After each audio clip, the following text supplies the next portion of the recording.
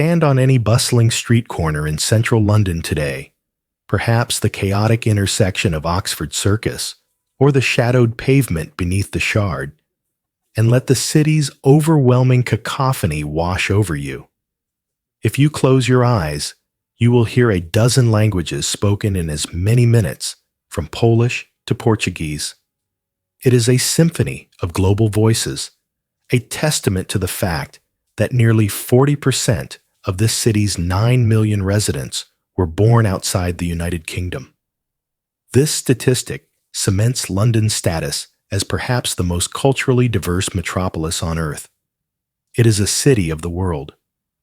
But rewind the clock 2,000 years, stripping away the glass skyscrapers, Victorian brickwork, and medieval stone, and you would find yourself standing in a place unrecognizable. You would find only a desolate, wind-swept marshland along the banks of a churning gray tidal river. It was a muddy, mosquito-filled expanse barely inhabited and seemingly strategically useless. The Celts lived in scattered farmsteads on higher ground, avoiding the tidal mudflats. To the untrained eye, this was nowhere. But the Romans saw something else. They saw a gateway. What transformed that silent marsh into a global powerhouse dictating finance, culture, and history?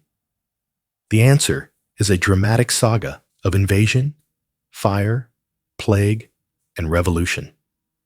It is the story of a military trading post that metamorphosed into the beating heart of the largest empire history has ever known. It is the biography of a city burned to ash and rebuilt from stone time and again. A city that through conquest and catastrophe kept growing and pulling people in like a gravitational force. For centuries, we relied on imagination, faded sketches, and archaeological guesses to visualize those ghostly versions of London. Now, using advanced AI trained on historical archives, we can transmute those drawings into something that breathes. We can visualize the uneven cobblestones, the crowds, and the smoke rising from medieval chimneys. You are about to witness almost 2,000 years of history compressed into one narrative. Sit back and join us as we journey through the magnificent, bloody, and resilient history of London. Let us go back to the moment of conception. The year is 43 AD, a time of iron and conquest. 4 Roman legions, 40,000 strong, land on the Kent coast under Aulus Plautius. They push inland with a military machine unrivaled in the ancient world. They are engineers as well as soldiers. Marching north, they face a significant logistical challenge, crossing the wide tidal river Thames to establish supply lines. They scout the banks and find the perfect location here, between 2 low hills, now Cornhill and Ludgate Hill, at the river's lowest crossing point before it widens into an estuary. The engineering feat that follows is the birth of London.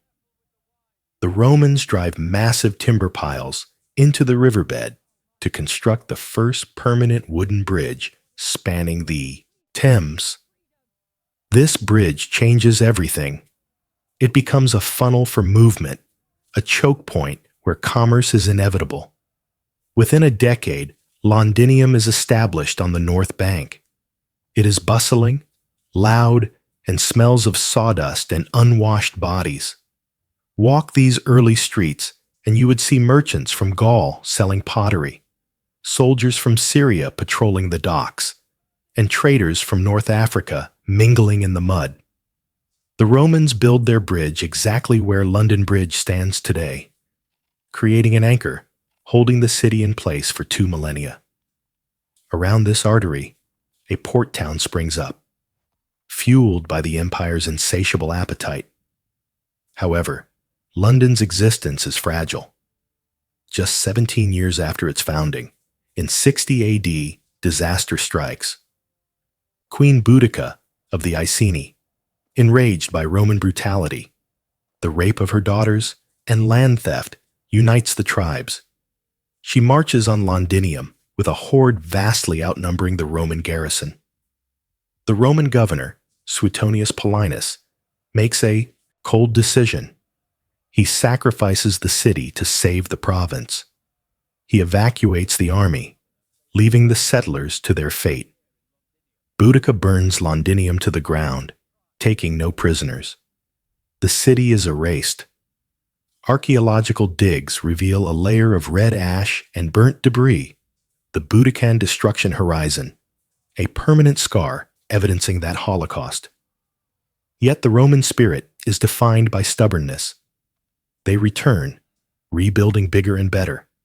By 200 AD, they construct a massive defensive wall, the London Wall, encircling the city. Built of Kentish ragstone with bands of red tile, it stands 20 feet high. Parts of this wall still stand today, hidden in parking garages and hotel courtyards. At its peak, Roman Londinium is home to 60,000 people. It is the largest city in Britannia, boasting a massive basilica, an amphitheater for gladiatorial games, public bathhouses, and bustling forums. This is no longer a frontier outpost. It is a civilized island of Mediterranean culture in a cold, northern land. But all empires fall. By 410 AD, Rome is crumbling. Barbarian tribes hammer the empire's borders. Britain is deemed too expensive to defend. Emperor Honorius sends a letter to British citizens telling them, essentially, they are on their own. The legions pull out, taking their administration and protection. Without the engine of Rome, Londinium's economy collapses. Trade networks stop. Currency becomes worthless. Merchants leave, and craftsmen abandon their workshops. Within a generation, a city of 50,000 dwindles to a few hundred squatters living amongst ghostly ruins. For 2 centuries, grand stone buildings fall apart, roofs cave in, and weeds push through mosaic floors. The city becomes a haunted shell, referred to by poets as the work of giants crumbling into the earth. Yet, the river remains strategic. The Saxons, Germanic tribes arriving after the Romans, initially avoid the walled city, viewing the stone ruins with superstition. Instead, around the 600 they build a new settlement a mile west, along the strand of the river, Lundenwich. This is where modern Covent Garden sits. If you visit the Royal Opera House, you stand directly above the markets of Saxon London. It is a beach market of wood and thatch. By the early 700s, goods flow in again. Amber from the Baltic, wine from the Rhineland, and pottery from France. At its peak, Lundenwich houses perhaps 10,000 people in a chaotic mesh of narrow alleys. Then the Vikings arrive. In the late 8th century, Norse sea wolves begin raiding the coast. In 842 and 851, they sack Lundenwich, slaughtering inhabitants and burning the settlement. King Alfred the Great of Wessex decides he has had enough. In 886, he retakes the area and makes a pivotal strategic move. He abandons the vulnerable beach settlement and moves everyone back inside the safety of the old Roman walls. He repairs the defenses, cuts new streets, and renames the city Lundenburg. The old settlement becomes Eldwick or Aldwych. Alfred's decision reestablishes the city of London on its Roman foundations, creating a fortress to withstand the Viking storm. Control shifts between Saxon and Danish rulers in a bloody tug-of-war. In 1016, Danish King Knut conquers England, making London his capital. Stability returns briefly. When Saxon King Edward the Confessor takes the throne in 1042, he shapes London's geography forever by building a massive abbey upstream on Thorney Island, Westminster Abbey. He builds his palace nearby, creating a unique dual center, the City of London in the east for commerce, and Westminster in the west for royal power. This separation remains the defining characteristic of London today. Edward dies childless in 1066, and England tears itself apart over succession. Harold Godwinson is crowned, but William, Duke of Normandy, claims the throne.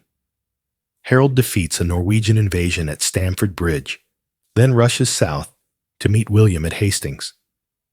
The battle on October 14th is a slaughter. Harold is killed, and the Saxon era ends.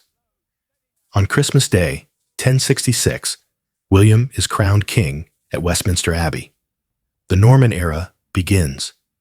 But William the Conqueror does not trust London's rebellious population. To keep them in line, he builds 3 fortresses inside the city walls. The most terrifying is the Tower of London.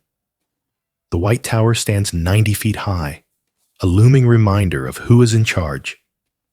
Under the Normans, medieval London becomes cramped, chaotic, and wealthy. By 1100, 15,000 people live here.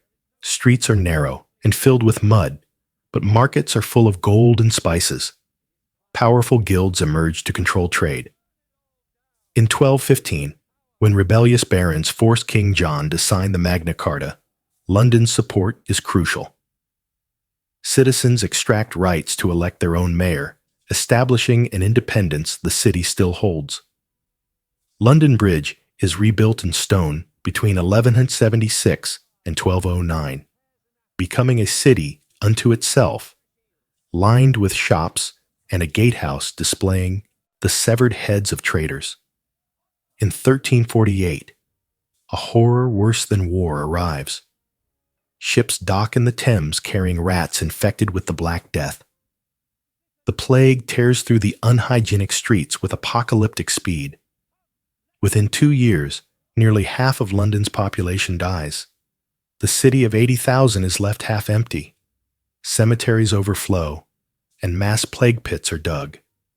Streets fall silent, and the social order cracks. Recovery is slow. The labor shortage leads to the Peasants' Revolt in 1381, where workers led by Wat Tyler storm the city and burn the Savoy Palace. Though the revolt is crushed, it terrifies the ruling class. The common people have discovered their power. By 1500, the population rebounds to 50,000. Under the Tudors, it explodes.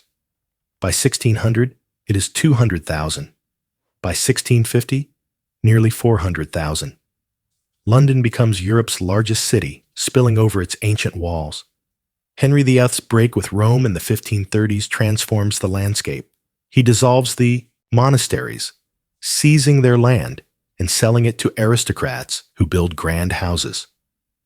Under Elizabeth Thurcenes, London becomes a cultural capital.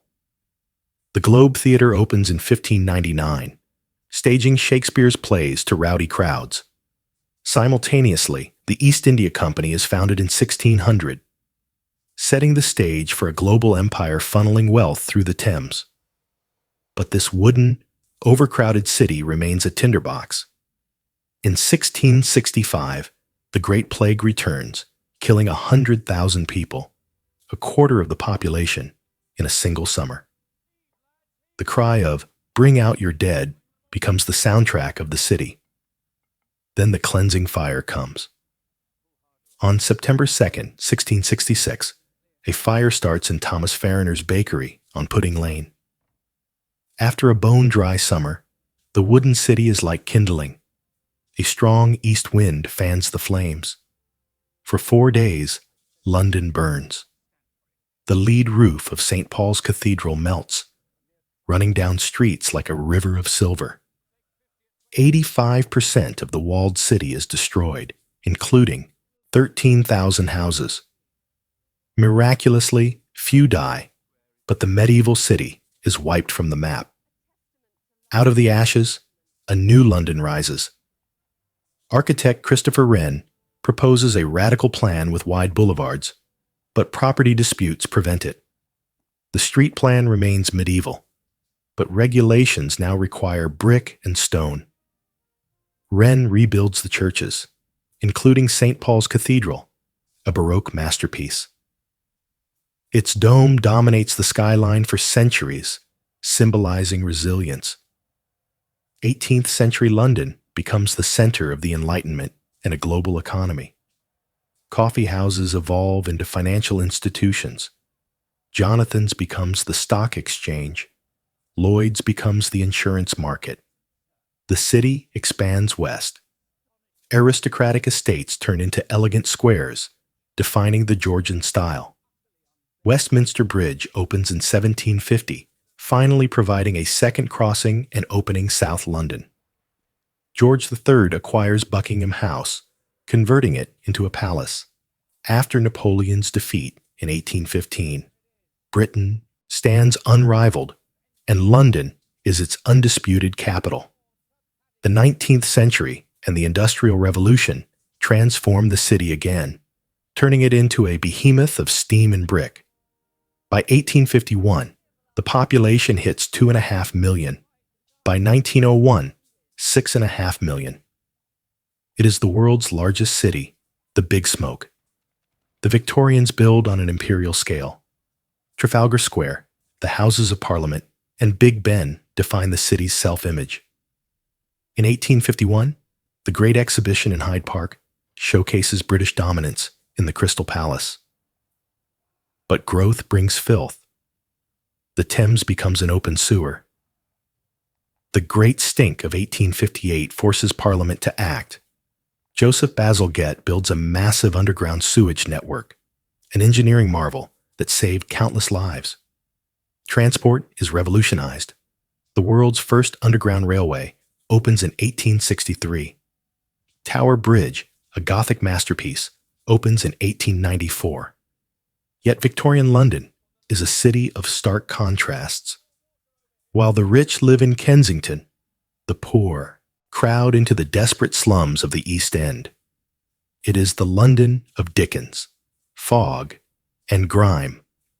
Cholera kills thousands until Dr. John Snow proves it spreads through water. Jack the Ripper terrorizes Whitechapel in 1888, highlighting the destitution of the underclass. Immense wealth and crushing poverty sit side by side. The 20th century brings modern warfare. World War I kills a generation and brings the first aerial terror, Zeppelin raids. But the infrastructure survives. World War II brings the Blitz. Between September 1940 and May 1941, the Luftwaffe bombs London for 57 consecutive nights, aiming to break the British spirit. Neighborhoods are leveled. The docks are set ablaze. Thousands shelter in underground stations while the world explodes above. St. Paul's Cathedral miraculously stands through the smoke. By the war's end, 30,000 Londoners are dead and 1 million buildings damaged. Post-war London is gray and exhausted. The empire collapses, leaving the capital to find a new identity. The Great Smog of 1952 kills 4,000, prompting Clean Air Acts, but London rebuilds. The 1951 Festival of Britain signals a new beginning. Brutalist concrete towers rise to replace bombed terraces. Crucially, the people change. The empire comes home. The Windrush generation arrives from the Caribbean in 1948, followed by immigrants from South Asia and beyond. They bring new energy, food, and music, creating the multicultural fabric of modern London. The 1960s bring swinging London. The Beatles and Carnaby Street make London the coolest city on the planet. After economic decline in the 1970s, the 1980s see a financial revolution.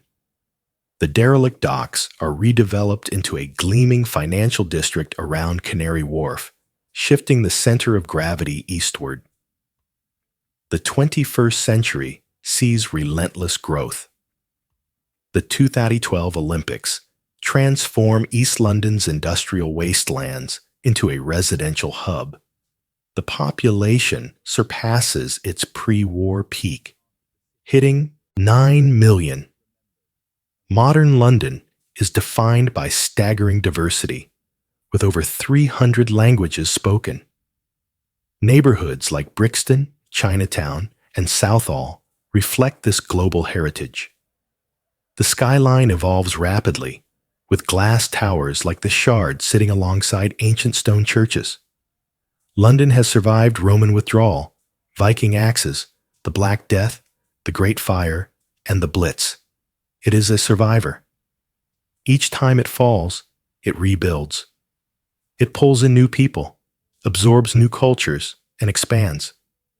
That is what makes London, London. It is messy, crowded, and complicated, just as it has been for 2 millennia. It is a palimpsest of history, where every street corner holds a ghost. Thanks for watching. This project took enormous research to piece together. If you enjoyed this journey through London's evolution, please hit the like button and subscribe for more deep dives. Let me know in the comments what city you want to see next. Paris, Rome, or perhaps New York. Keep asking questions, and see you in the past.